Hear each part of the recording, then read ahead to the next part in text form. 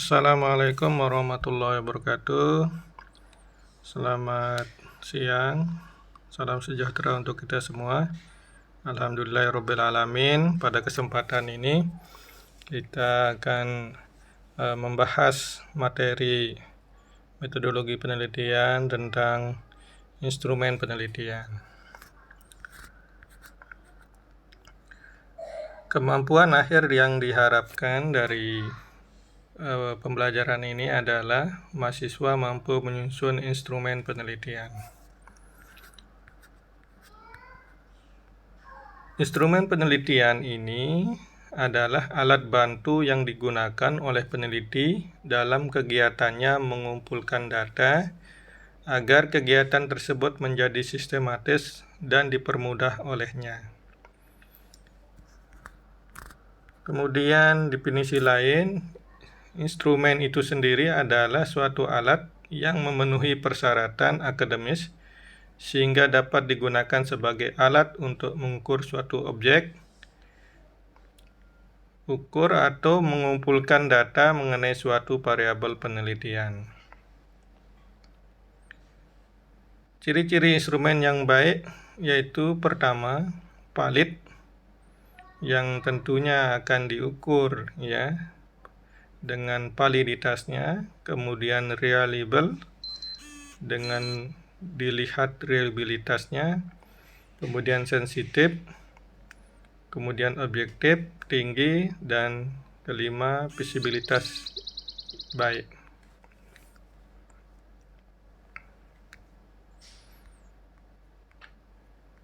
Selanjutnya,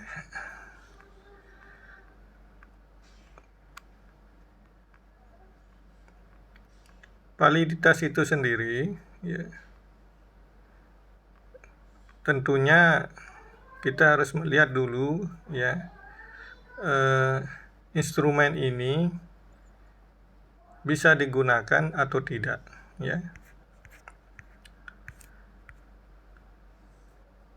Kekuatan penelitian bisa diketahui dari validitas baik internal maupun eksternal. Nah, validitas ini ada dua, yaitu validitas internal dan eksternal. Validitas internal adalah keyakinan terhadap hubungan sebab akibat atau pengaruh dalam desain penelitian yang dilakukan. Sementara validitas eksternal adalah berkenaan dengan kemampuan digeneralisasinya hasil penelitian pada lingkungan, orang, atau peristiwa lain. Ancaman yang mempengaruhi validitas internal adalah history effects, maturity effects, testing effects, kemudian instrumentation effects, selection effects, statistical regression, dan mortality. Kemudian ancaman yang mempengaruhi validitas eksternal adalah perbedaan suatu lingkungan. Kemudian reliable. Reliable itu sendiri adalah derajat ketepatan ketelitian atau akurasi yang ditunjukkan oleh instrumen pengukuran. Reliabilitas menunjukkan konsistensi dan stabilitas suatu skor dari suatu instrumen pengukur. Jadi, instrumen itu kalau dia belum reliable, jadi belum menunjukkan konsistensinya dimanapun dia dipakai, mau di Jawa atau di Lombok, tidak berubah, tidak berubah dan bisa digunakan. Nah, sementara tadi validitas itu ketepatan alat ukur penelitian tentang isi atau arti sebenarnya yang diukur. Jadi suatu instrumen dikatakan valid apabila memiliki kemampuan mengukur apa yang harusnya diukur. Jadi dia baru dikatakan valid.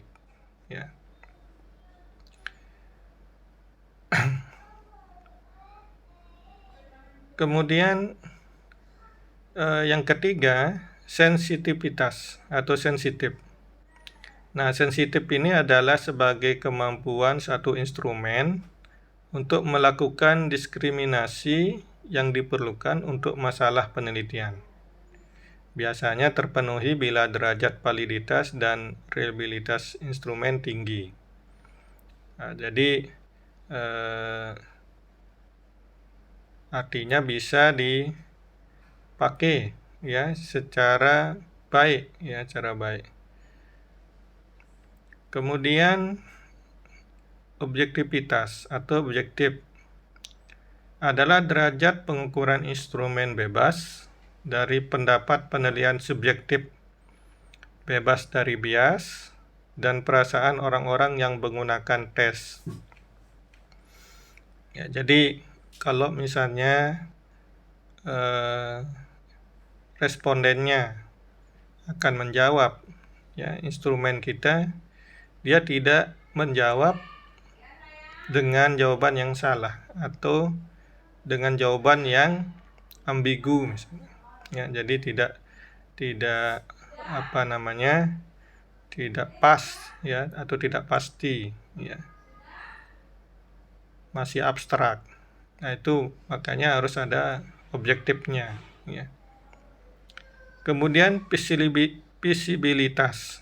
Nah, visibilitas ini berkaitan dengan aspek-aspek keterampilan, penggunaan sumber daya, dan waktu.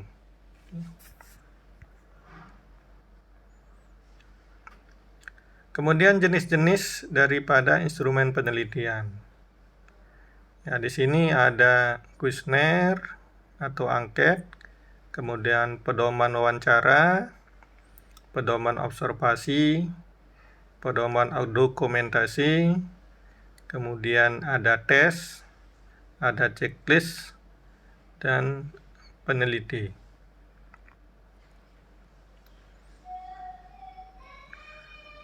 Nah, kemudian kuesioner. Kuesioner ini merupakan teknik yang paling sederhana. Peneliti perlu memperhatikan hal-hal sebagai berikut, yaitu berupaya sedapat mungkin mempersingkat kuesionernya. Artinya menanyakan hal yang penting-penting saja. Kemudian menggunakan kalimat yang sesuai dengan situasi dan kondisi responden. Ya, itu kuesioner. Kemudian wawancara atau interview ya. Nah, kita harus melihat juga bagaimana struktur interviewnya, kemudian struktur interviewnya. Jadi materi yang ingin diketahui peneliti adalah materi yang memerlukan pendapat pribadi atau sesuatu yang memerlukan klarifikasi dan investigasi lebih jauh. Sehingga peneliti memerlukan berbagai pertanyaan pendahuluan ya terhadap setiap responden yang bentuknya antara satu responden dengan yang lainnya berbeda. Nah, fungsinya adalah untuk membuka komunikasi. Jadi, pertanyaan pendahuluan ini adalah untuk membuka komunikasi serta mempersiapkan responden terhadap pertanyaan utama yang akan dilakukan setelah peneliti mendapat respon dari pertanyaan pendahuluan, ya. Kemudian observasi. Observasi ini adalah metode pengumpulan data dengan cara melakukan pengamatan terhadap objek penelitian. Teknik ini mengharuskan peneliti melakukan pengamatan secara langsung terhadap objek penelitian, ya, tanpa berusaha untuk menanyakan atau mencari ya data dari orang lain. Kemudian dokumentasi. Dokumentasi adalah salah satu metode pengumpulan data dengan cara melakukan analisis terhadap semua catatan dan dokumen yang dimiliki oleh organisasi terpilih sebagai objek penelitian atau data dari individu sebagai objek penelitian. Nah, itu dokumentasi ya.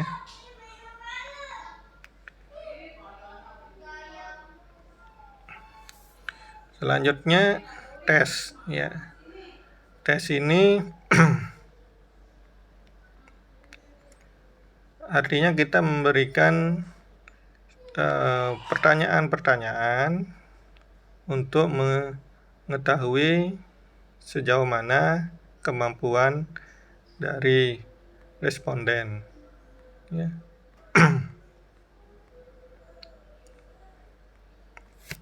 Kemudian checklist ya. Checklist ini kita buat suatu tabel ya, atau beberapa pertanyaan. Kemudian kita buat kolom-kolom ya untuk menunjukkan jawaban daripada atau respon dari responden. Kemudian peneliti. Peneliti sendiri adalah sebagai instrumennya, artinya dia melakukan penelitian langsung, misalnya dengan penelitian eksperimen. Dia memberikan perlakuan yang langsung dia bisa simpulkan sendiri. Kemudian instrumen dan metode. Instrumen untuk metode tes adalah tes atau soal tes. Kemudian instrumen untuk metode angket atau kuesioner adalah angket atau kuesioner. Kemudian instrumen untuk metode observasi adalah checklist. Kemudian instrumen untuk metode dokumentasi adalah pedoman dokumentasi atau bisa juga checklist.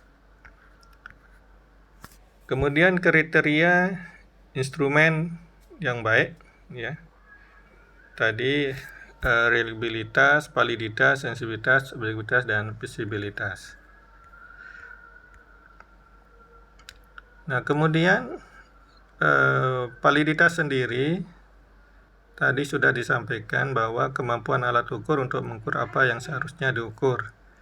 Di mana macam-macam validitas, ada validitas rupa, validitas isi, validitas konstruk, validitas kriteria, validitas eksternal, dan validitas prediktif. Kemudian reliabilitas ini yaitu bagaimana konsistensi alat ukur ketika dipakai dalam proses pengukuran. Ya, pertama cara menentukan reliabilitas dengan tes retest, kemudian tes belah dua, kemudian bentuk ekuivalen. Nah, perlu diketahui bahwa dari langkah-langkah daripada penyusunan ya kisi-kisi instrumen itu adalah pertama kita melihat variabel ya, variabel penelitian kita. Kan variabel penelitian itu kan ada variabel independen dan variabel dependen. Ada kadang variabel independen saja ya. Kemudian variabel ini apa namanya? Bisakah diukur? Ya. Jadi misalnya pengetahuan ya. Nah, pengetahuan itu bisa diukur tidak? Ya. Nah, kita lihat teorinya. Nanti kita lihat teori. Seperti apa konsepnya? Oh, pengetahuan itu konsepnya itu apakah tingkat pengetahuan yang akan dilihat atau pengetahuan itu kita kategorikan nanti, misalnya baik, cukup, kurang. Dan itu ada di teorinya. Kalau misalnya Anda buat tinjauan pustaka tentang pengetahuan, maka di situ akan dicantumkan. Kemudian konstruksi. Ya, konstruksi ini yaitu susun sendiri kalimat atau pernyataannya.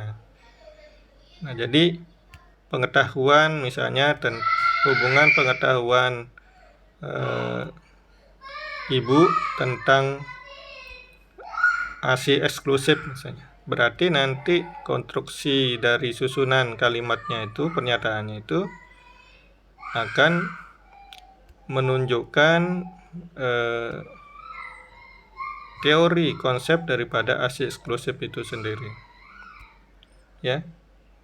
Misalnya apa definisi daripada ASI eksklusif, ya. Kemudian sampai kandungan daripada ASI eksklusif, ya, cara pemberian, cara kapan keluar, ya, ASI eksklusif itu, dan seterusnya. Kemudian definisi konseptual, ya. Dari konstruksi itu kita akan melihat definisi konseptualnya. Jadi sama persis dengan rumusan konstruksi, ya. Kemudian akan kita jabarkan ke definisi operasional. Nah, definisi operasional itu sama dengan definisi konseptual, ya. Jadi termasuk bagaimana cara mengukur. Nanti di situ akan kelihatan nanti kategorinya itu apakah dalam bentuk tingkat pengetahuan mulai dari tahu sampai aplikasi misalnya, atau kategorinya itu baik, cukup, kurang. Nanti akan dilihat di definisi operasionalnya. Kemudian penetapan instrumen. Jadi setelah tertera atau tercantum dalam definisi operasional, baru kita buat kuesioner, ya, skala sikapnya, tes, atau lembar observasi. Nah, itu jenis instrumen yang akan dibuat. Kalau pengetahuan misalnya kita ingin lihat pengetahuannya biasa dalam bentuk kuesioner biasanya, ya. Biasanya dalam bentuk kuesioner. Jadi kita berikan kuesioner. Nah, kalau sudah jelas dalam bentuk kuesioner, baru kita buat kisi-kisi instrumennya, ya. Nah, itu kita buat atau kita sajikan dalam bentuk matriks, ya. Selanjutnya penulisan butir instrumen sampai perbanyak instrumen ini, ya. Jadi penulisan butir instrumen ini membuat pernyataan atau pertanyaan. Ya, jadi kalau pertanyaan itu bagaimana, apa, ya, ada kata-kata atau kalimat tanya.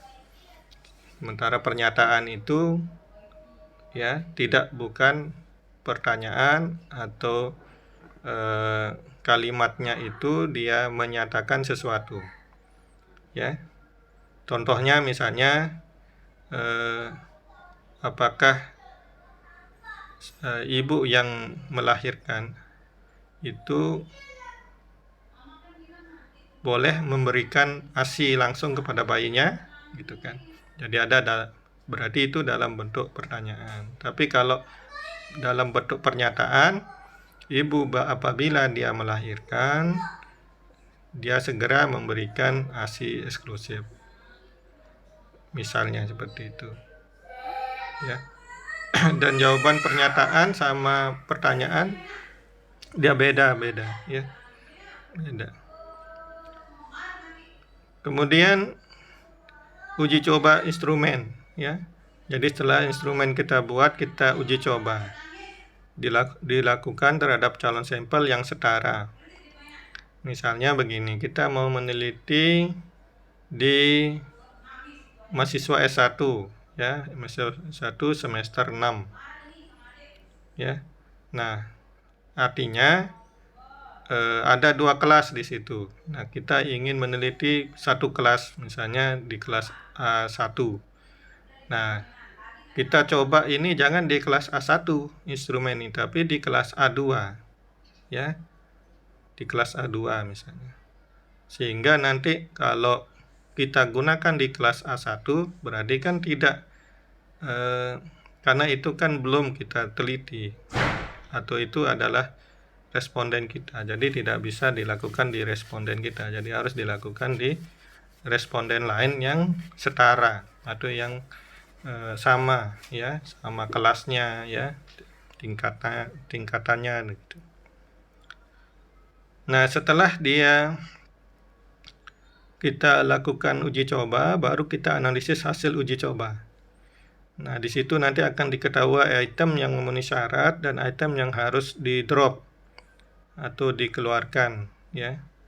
Makanya kita lakukan uji validitas dan reliabilitas. Nanti akan kita ketahui dia valid atau reliable setelah masukkan ke dalam SPSS. Di situ ya dilakukan uji ini ya. Nah, mana yang tidak valid kita keluarkan atau kita perbaiki ya, kita perbaiki item tersebut. Kemudian ya, revisi instrumen. Setelah revisi instrumen, kita finalisasi instrumen. Jadi menyempurnakan instrumen, format dan sebagainya. Jadi diperbanyak instrumen setelah kita selesai ya melakukan finalisasi daripada kuesioner tersebut.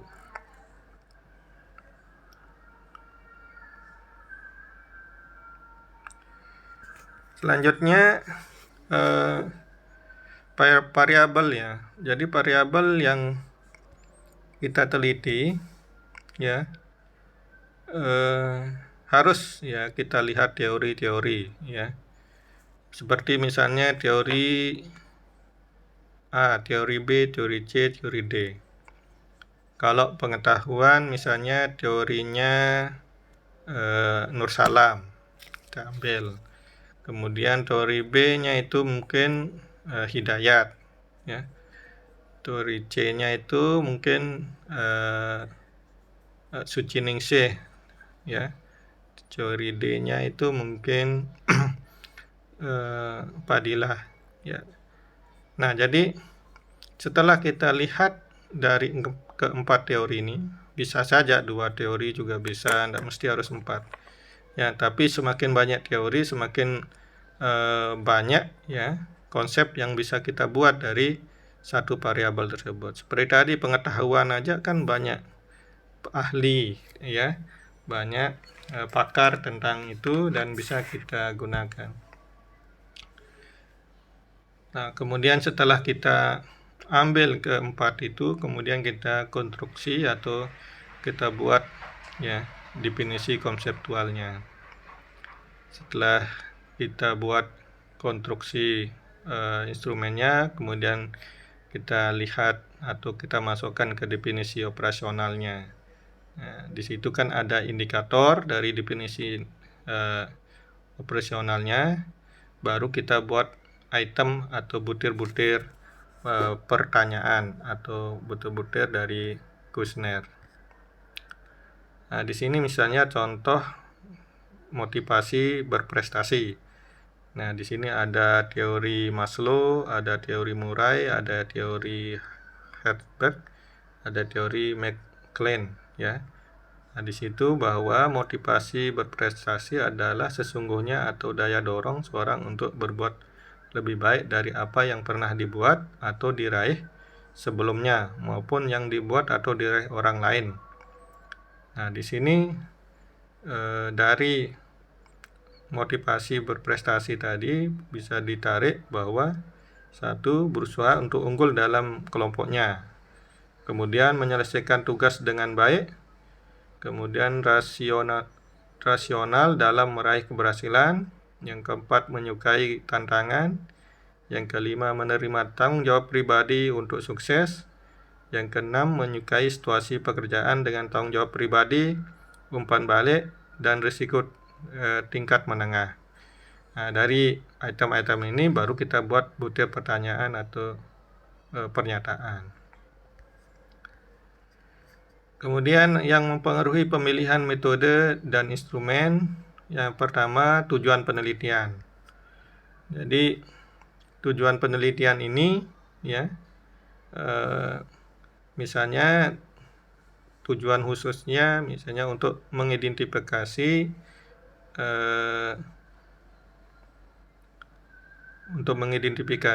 pengetahuan remaja tentang pendidikan kesehatan atau seksual remaja misalnya.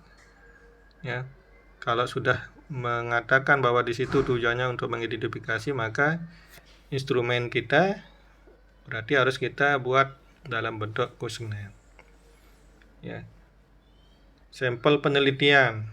Nah, sampel penelitian ini kan kita lihat dulu apakah dia banyak atau sedikit jumlahnya, ya. Kemudian dia tersebar di beberapa tempat, ya.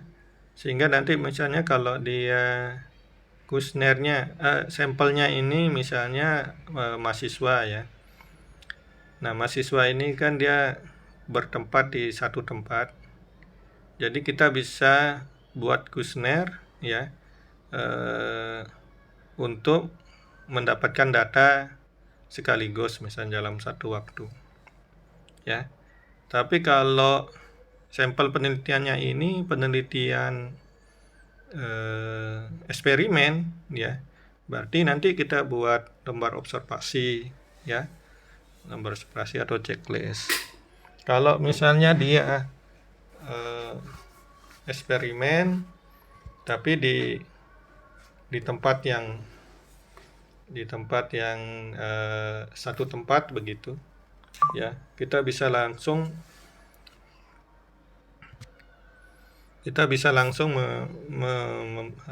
melakukan penilaian dengan menggunakan checklist, ya.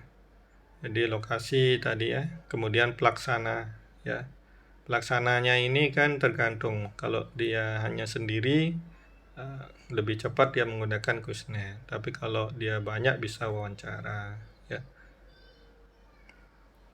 Biaya dan waktu, ya. Biaya, kalau misalnya tadi tempatnya dia jauh-jauh, ya, dan pasti dia membutuhkan biaya kan, transportasi, kemudian waktu juga tidak bisa selesai sehari, harus berminggu-minggu gitu. Jadi instrumen yang digunakan supaya cepat selesai apa gitu. Kalau wawancara pasti lama. Misalnya kalau menyebarkan kuesioner pasti lebih cepat kan gitu.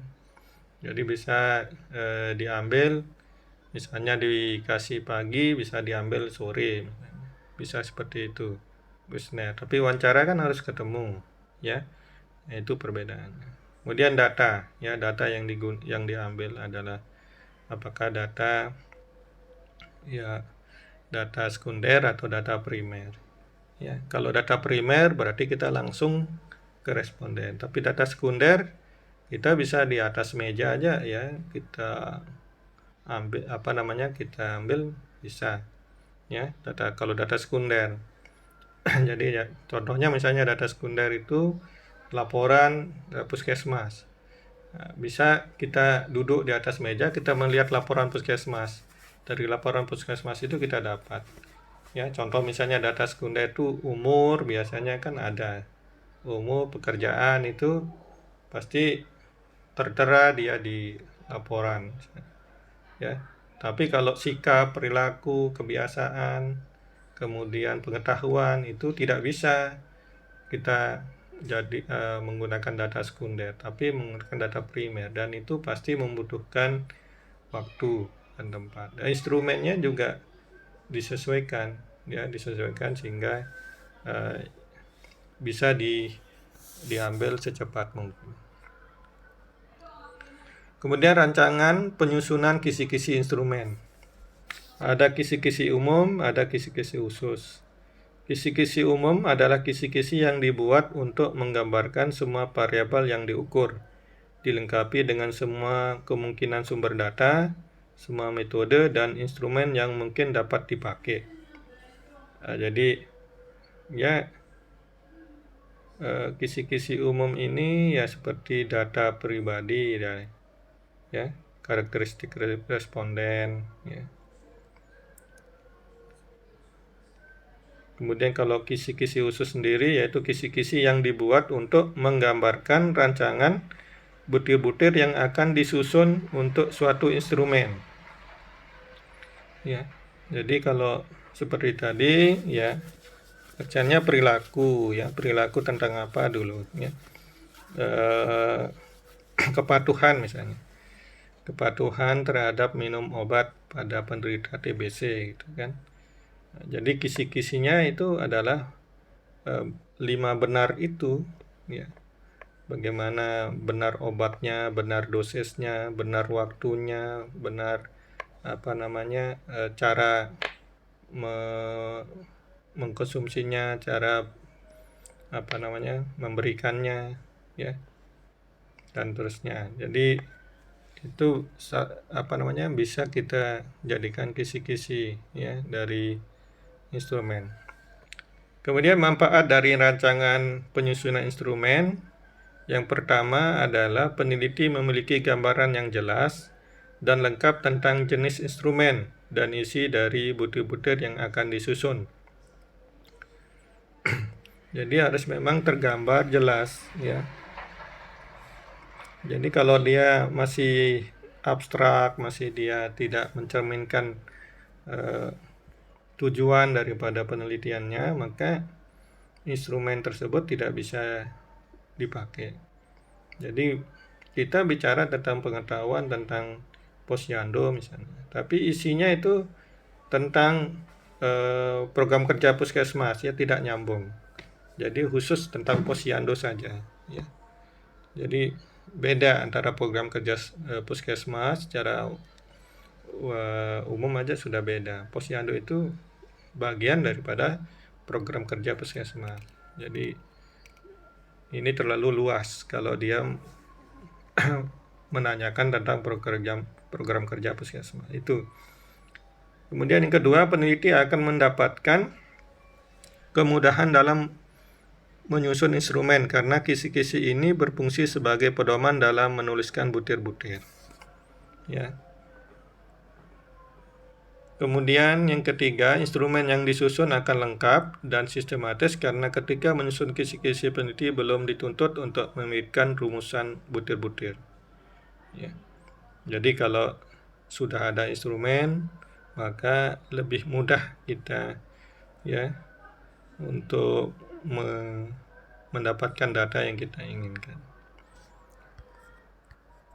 Kemudian yang keempat, kisi-kisi berfungsi sebagai peta perjalanan dari aspek yang akan dikumpulkan datanya, daripada data diambil dan dengan apa pula data tersebut diambil, ya. Kemudian yang kelima, peneliti dapat menyerahkan tugas menyusun atau membagi tugas dengan anggota tim ketika menyusun instrumen. Kemudian yang keenam, validitas dan reliabilitas instrumen dapat diperoleh dan diketahui oleh pihak-pihak luar dan peneliti sehingga pertanggungjawaban peneliti lebih terjamin. Jadi kalau misalnya nanti saudara menggunakan instrumen yang sudah baku, harus dilihat dulu uji validitas dan reliabilitasnya. Karena tidak semua jurnal atau semua penelitian yang kita akan gunakan itu sudah memiliki instrumen atau kuesioner yang sudah valid atau reliable, ya. Kalau misalnya kita buat sendiri lebih baik karena kita lebih tajam, lebih bagus, ya. Tapi kalau sudah ada yang baku dan jurnalnya itu sudah terpublikasi nasional atau internasional, itu lebih bagus. Pasti dia sudah menggunakan instrumen yang sudah dilihat validitas atau sudah valid, ya, atau reliable. Kemudian prosedur dalam pengadaan instrumen yang baik. Yang pertama adalah perencanaan. Kalau misalnya pada saat kita ingin meneliti itu dia menggunakan kuesioner, ya, maka harus direncanakan dulu baik-baik, ya, bahwa variabelnya itu menunjukkan nanti bahwa instrumen yang akan digunakan adalah kuesioner, ya. Kalau sudah terencana bahwa itu nanti suatu instrumen kuesioner, maka baru kita lihat penulisan butir soalnya. Nah, biasanya kalau kuesioner itu penulisan butir soalnya itu dalam bentuk pertanyaan, ya, pertanyaan. Bisa saja dia dalam bentuk pernyataan, tidak masalah, bisa-bisa saja, silakan, ya. Kalau itu misalnya menunjukkan perilaku, kebiasaan, biasanya itu pernyataan. Karena jawabannya kan beda nanti. Kalau pertanyaan kan iya dan tidak, betul salah, atau memilih salah satu jawaban yang benar. Tapi kalau dia pernyataan, ya, nanti itu jawabannya yang dari responden itu, yang kan kita berikan kolom-kolom atau tempat jawabannya itu misalnya dalam bentuk sering, ya, kadang-kadang, tidak sama sekali, atau tidak pernah gitu. Atau misalnya setuju, tidak setuju, kurang setuju, sangat setuju, itu berarti dia pernyataan, ya. Kemudian penyuntingan, yang ketiga adalah penyuntingan. Jadi kita lihat seberapa banyak pertanyaan dan apakah sudah memenuhi, ya, semua, ya, item dari konsep teori, ya, sehingga simpulannya nanti itu akan menunjukkan dari tujuan dari penelitian itu. Kemudian diuji coba, ingat kita uji coba itu ya untuk mengetes instrumen kita sudah valid atau tidak, atau sudah bagus atau tidak. Karena kalau belum diuji coba, kita tidak akan tahu dia valid atau tidak. Karena hasil uji coba itu nanti yang akan kita masukkan ke SPSS misalnya untuk kita uji cobakan validitas dan reliabilitasnya. Ya. Jadi ini kita buat kuesioner berapa pertanyaan, anggaplah 10 pertanyaan. Nah, 10 pertanyaan ini kita buat, kita gandakan, kemudian kita uji ke kelas sebelah misalnya. Kalau misalnya kelas Anda sekarang menjadi responden penelitian, berarti kelas sebelah itu yang kita uji dengan kuesioner kita. Nanti hasilnya itu yang kita akan lihat validitas atau reliabilitasnya. Kemudian penganalisan hasil, baru mengadakan revisi. Ya, kalau ada yang belum valid kita revisi. Nah, jadi demikian materi tentang instrumen penelitian. Sebenarnya bisa dilakukan apabila uji validitas reliabilitas ini bisa dilakukan di laboratorium. Tidak memungkinkan nanti bisa kita lakukan praktek untuk tes uji validitas dan reliabilitasnya. Mudah-mudahan ada kesempatan lain. Kalau tidak, bisa Anda cari, ya, referensi, ya, tentang uji validitas dan reliabilitas dengan menggunakan uji statistik, ya. Baik, demikian. Kalau ada pertanyaan bisa Anda sampaikan di kolom komentar. Terima kasih atas perhatiannya. Assalamualaikum warahmatullahi wabarakatuh. Selamat siang.